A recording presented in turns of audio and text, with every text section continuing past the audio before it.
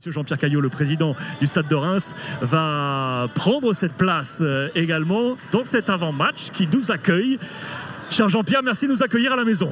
C'est un plaisir, hein, surtout avec une galerie comme on va voir aujourd'hui, ça devrait être un beau match. Bon, comment s'annonce ce match face à l'Olympique de Marseille là? Comment tu le sens? Comment tu sens ce gros rendez-vous là?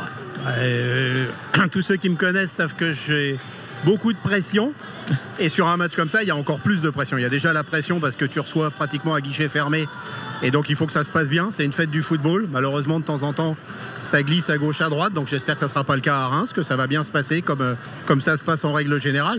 Puis après sur le plan sportif, vu notre situation en termes de points, évidemment que c'est une pression très très forte pour les dirigeants et pour l'équipe. Si tu me le permets, Jean-Pierre, regarde dans les colonnes de l'équipe cette semaine, tu l'as vu également, ce fameux dossier salaire que sort l'équipe chaque année. Nos confrères qui ont dévoilé des chiffres avec différents calculs. C'était juste à voir, puisqu'on est là pour une tribune. Ça, c'est l'ensemble avec les Marseillais côté gauche et les entraîneurs de la Ligue 1. Au passage, Samba est à la dernière position, avec une position particulière par rapport notamment à Roberto De Zerbi, qui est tout en haut, le plus gros salaire d'ailleurs du club de l'Olympique de Marseille, au-dessus de ses joueurs. On va tourner la page pour venir au salaire rémois. C'est juste avoir ton avis pour nous dire si ces chiffres sont vrais. Est-ce qu'on est solide dans les chiffres apportés par nos confrères cette semaine? Est-ce que c'est ça l'écosystème financier du Stade de Reims? Oui. C'est ça? Oui.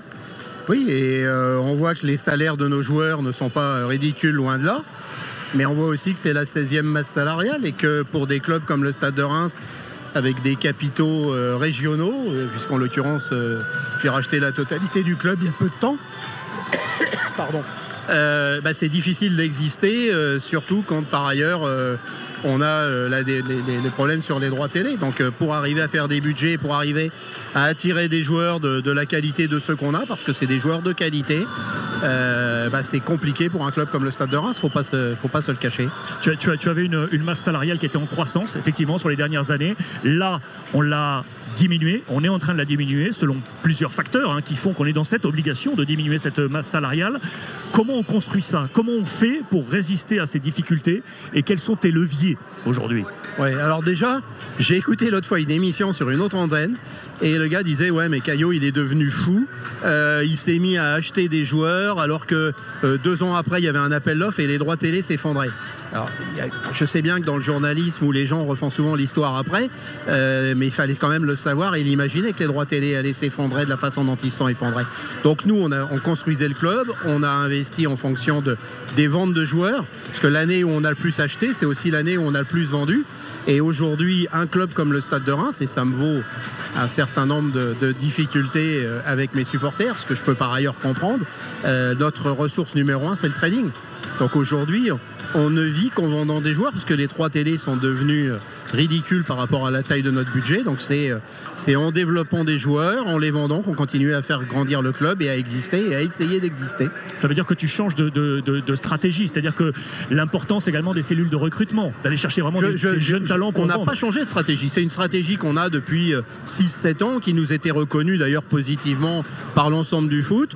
Aujourd'hui, elle est un peu malmenée, parce que dans le football, c'est comme ça, quand t'as pas les résultats qui suivent, tout est remis en question.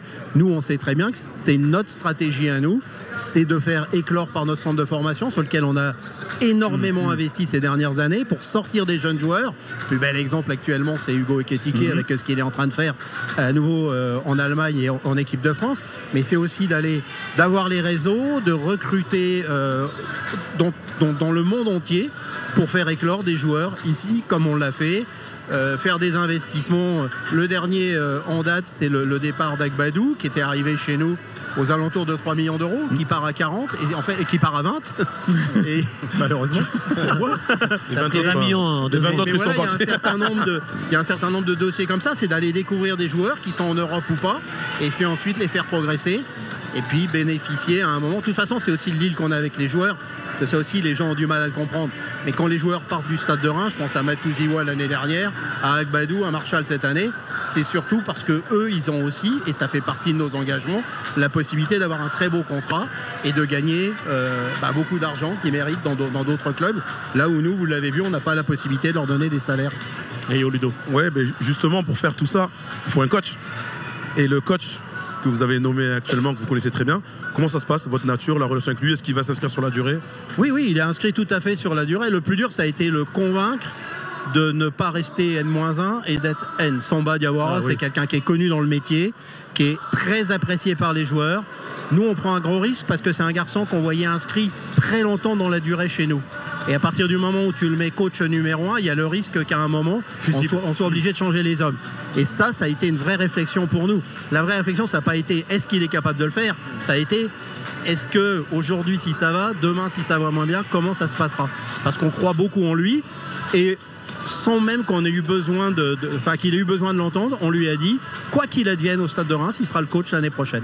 Président, il ne faut pas tout noircir.